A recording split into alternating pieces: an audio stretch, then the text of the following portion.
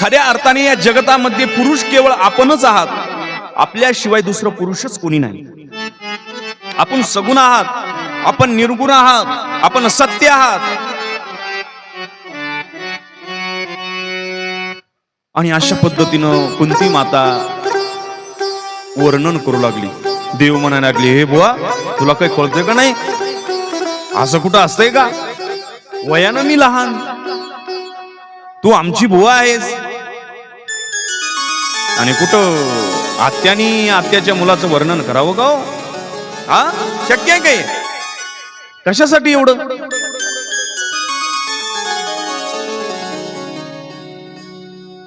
कुंती माता म्हणत होती, जगदीश्वर, जगदाता, जगतमय, जगतकारक. देव म्हणले, एवढे मोठे शब्द वापरू नको मला, अजिबात नको मला वापरू. नाही म्हणली कुंती माता, खऱ्या अर्थाने खरं तूच पुरुष आहेस या जगतामध्ये, दुसरं कोणीच नाही.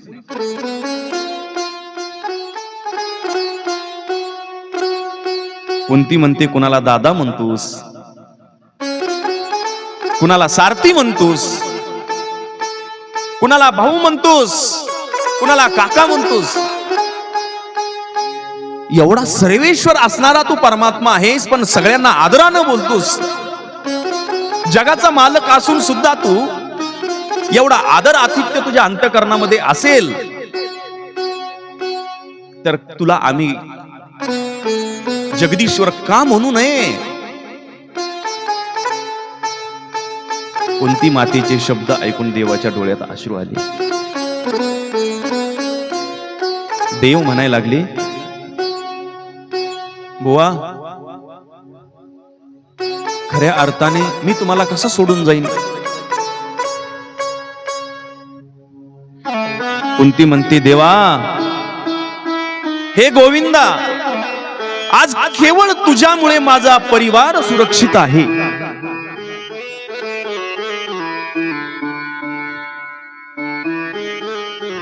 चौदा वर्ष वनवास, 12 वर्ष वनवास सहन केला. राज्य सिंहासनावरती धृतराष्ट्र बसलेले होते, परंतु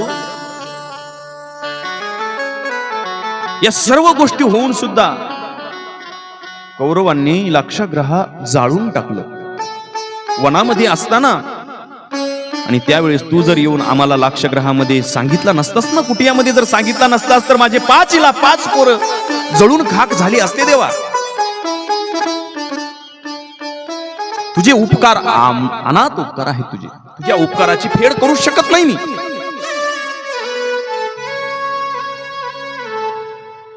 आज केवळ माझे पुत्र जिवंत आहेत नाही, केवळ केवळ तुझीच कृपा आहे.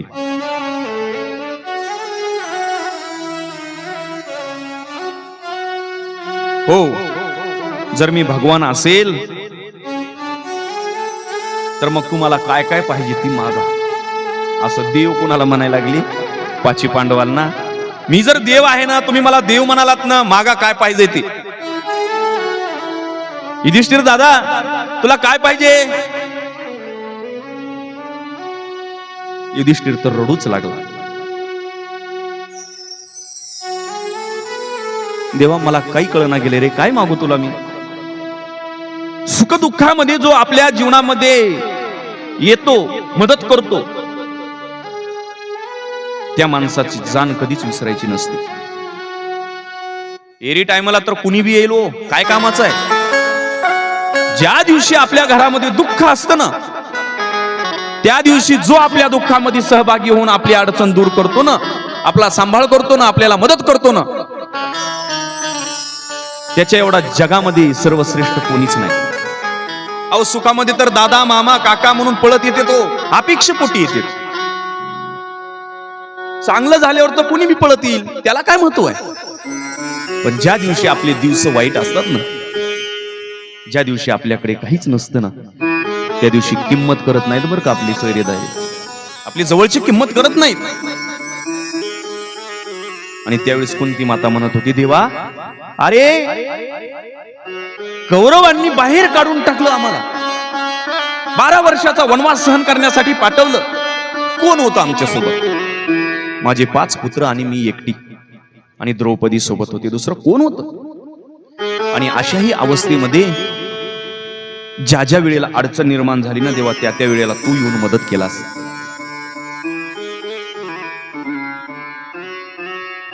आणि एक ध्यानात ठेवा बरं का, एक लक्षात गोष्ट असू द्या, आजचं वाक्य लिहून घ्या. ज्या दिवशी तुम्हाला वाटतं ना आपल्या दुःखामध्ये कोणीच नाही, आपल्याला त्रास देत आहेत, आपल्याला सर्व परिवारांनी बाजूला टाकलेलं आहे, त्या दिवशी फक्त त्या माझ्या कृष्ण प्रभूंना, भगवान परमात्म्याला प्रार्थनाभागी होऊन आपली अडचण दूर करतो ना, आपला सांभाळ करतो ना, आपल्याला मदत करतो ना, त्याच्या एवढा जगामध्ये सर्वश्रेष्ठ कोणीच नाही. अहो सुखामध्ये तर दादा मामा काका म्हणून पळत येते, तो अपेक्षेपोटी येते.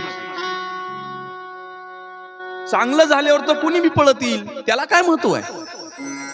पण ज्या दिवशी आपले दिवस वाईट असतात ना, ज्या दिवशी आपल्याकडे काहीच नसतं ना, त्या दिवशी किंमत करत नाहीत बरं का आपली सोयरेदारी, आपली जवळची किंमत करत नाहीत. आणि त्यावेळेस कोणती माता म्हणत होती, देवा अरे कौरवांनी बाहेर काढून टाकलं आम्हाला, 12 वर्षाचा वनवास सहन करण्यासाठी पाठवलं, कोण होतं आमच्या सोबत? माझे 5 पुत्र आणि मी एकटी, आणि द्रौपदी सोबत होते, दुसरं कोण होतं? आणि अशाही अवस्थेमध्ये ज्या ज्या वेळेला अडचण निर्माण झाली ना देवा, त्या त्या वेळेला तू येऊन मदत केलास.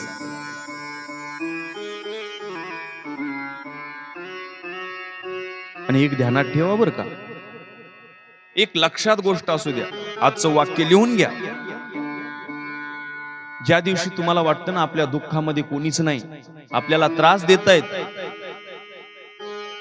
आपल्याला सर्व परिवारांनी बाजूला टाकलेलं आहे, त्या दिवशी फक्त त्या माझ्या कृष्ण प्रभूंना, भगवान परमात्म्याला प्रार्थना करायची, देवा या जगतामध्ये तुझ्याशिवाय मला कोणीच नाही. देवा मी तुझ्या समोर माझे सर्व दुःख समर्पित करत आहे, आता तुझ्याशिवाय मला पर्याय नाही.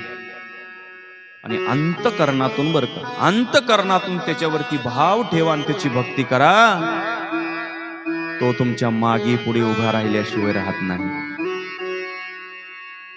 मागे पुढे उभा राहे सांभाळीत, मागे पुढे उभा राहे सांभाळीत, मागे पुढे उभा राहे सांभाळीत, मागे पुढे उभा राहे सांभाळीत, आलिया घात निवाराया, आलिया घात निवाराया, मागे पुढे उभा राहे सांभाळीत, मागे पुढे उभा राहे सांभाळीत, राहे सांभाळीत. हो मागे पुढे उभा राहे सांभाळीत, आलिया आघात निवाराया. ज्या वेळेस आपल्यावरती आघात निर्माण होतील, ज्या वेळेस आपल्या जीवनावरती संकट येतील, ते संकट दूर करण्याचं काम तो भगवान परमात्मा करतो. भगवान परमात्मा युधिष्ठिराला विचारतात, युधिष्ठिरा ए दादा काय पाहिजे माग? युधिष्ठिर म्हणतो, देवा फक्त माझी एकच इच्छा आहे, मी योग्य निष्ठ धर्माने चलावं, माझ्याकडून योग्य आचरण घडावं, माझ्याकडून खोटेपणा कधी जीवनामध्ये घडू नये, हीच प्रार्थना आहे. दुसरा प्रश्न केला भीमाला, भीमा तू देव देव म्हणतोस ना, तुला काय पाहिजे माग? भीम म्हणला, देवा खाताना पिताना फक्त तुझं नाव यावं, मला दुसरं काहीच नको. अर्जुनाला प्रश्न विचारला, अर्जुना हे सखा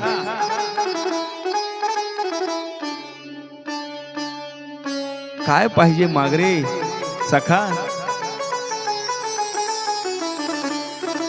अर्जुन म्हणतो देवा माझी एकच इच्छा आहे